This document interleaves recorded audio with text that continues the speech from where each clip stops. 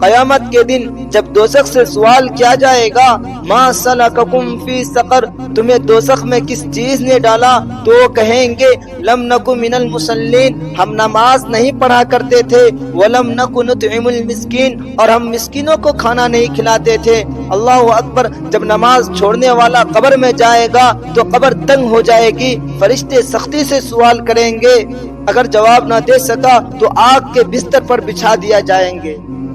الحمدللہ الحمدللہ وکفا وسلام علی عباده الذین اصطفى، اما بعد فاعوذ باللہ من الشیطان الرجیم، بسم اللہ الرحمن الرحیم، فویل للمصلین الذین هم عن صلاتهم ساہون، صدق اللہ العظیم۔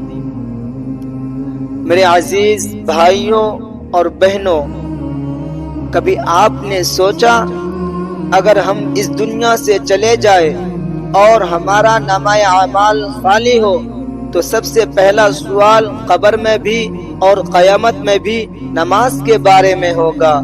اللہ تعالیٰ قرآن مجید میں فرماتا ہے فویل للمصلین الذین هم عن صلاتهم ساہون، تباہی ہے ان نمازیوں کے لیے جو اپنی نماز میں غفلت کرتے ہیں۔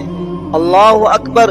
تو جو لوگ نماز پڑھتے ہیں لیکن دل نہیں لگاتے ان کے لیے بھی وعید ہے، تو سوچو جو نماز ہی نہیں پڑھتے تو ان کا کیا انجام ہوگا۔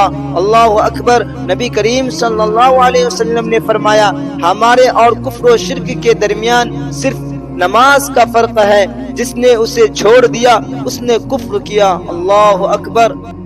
ایک محدث فرماتے ہیں کہ نماز چھوڑنے والا جنت کی خوشبو بھی نہیں پائے گا۔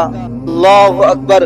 قیامت کے دن جب دوزخ سے سوال کیا جائے گا ما سلککم فی سقر، تمہیں دوزخ میں کس چیز نے ڈالا، تو وہ کہیں گے لم نکو من المصلین، ہم نماز نہیں پڑھا کرتے تھے، ولم نکو نطعم المسکین، اور ہم مسکینوں کو کھانا نہیں کھلاتے تھے۔ اللہ اکبر۔ جب نماز چھوڑنے والا قبر میں جائے گا تو قبر تنگ ہو جائے گی، فرشتے سختی سے سوال کریں گے، اگر جواب نہ دے سکا تو آگ کے بستر پر بچھا دیا جائیں گے۔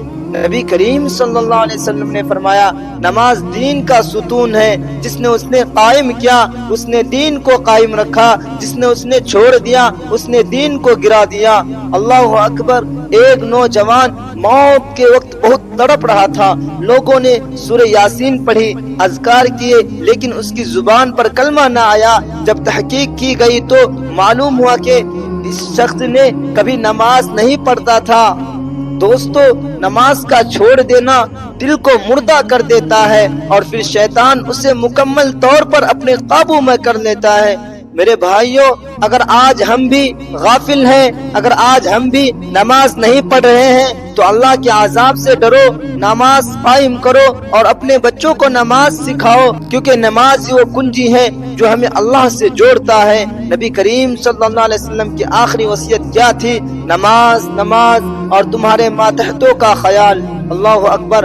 آج عہد کرے یا اللہ ہم کبھی بھی جان بوجھ کر نماز نہیں چھوڑیں گے، اگر ہم کبھی بھی اور اگر کبھی چھوڑ بھی دی ہو تو توبہ کر لے، اور اگر ہم کبھی بھی چھوڑ بھی دے تو توبہ کر لے، ابھی وقت ہے، اللہ سے رجوع ہو جائے، اللہ کی طرف رجوع کر لے تاکہ اللہ ہمیں معاف کر دے۔ دوستو، نماز کا چھوڑ دینا گویا کفر کرنے کے برابر ہے۔ اللہ تعالی ہم سب کو نماز چھوڑنے سے بچائے اور اللہ تعالی ہمیں نماز کا محافظ بنائے۔ آمین۔ وآخر دعوانا الحمدللہ رب العالمین۔